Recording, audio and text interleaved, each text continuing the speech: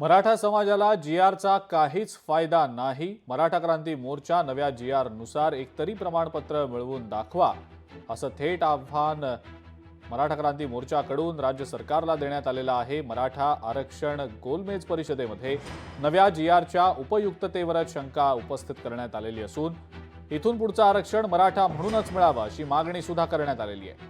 हैदराबाद गॅझेटियरचा सरसकट मराठा समाजाला काहीच फायदा नाही असं सुद्धा यात म्हटलं गेलं।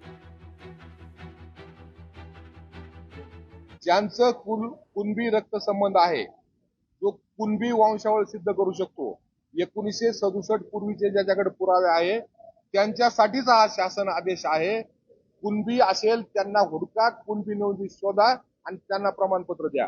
निश्चित या लढाईमध्ये आम्ही आहोत, उद्याही राहणार आहोत। त्यांना प्रमाणपत्र मिळाले पाहिजेत, त्यांची संख्याही वाढली पाहिजे।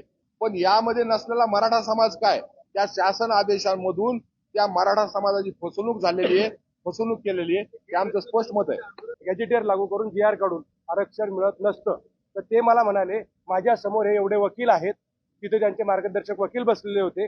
हे वकील हे मला सांगतायत जी.आर ड्राफ्ट करणारे आणि हा टिकणारे, आणि अशा पद्धतीची चर्चा आमची झाली।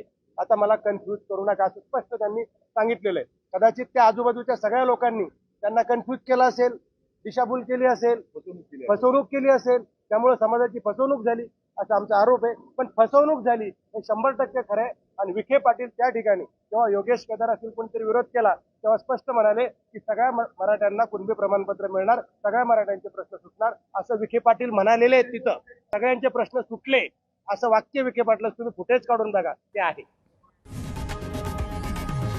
लोकशाही मराठी ऐका, पहा, जागरूक रहा।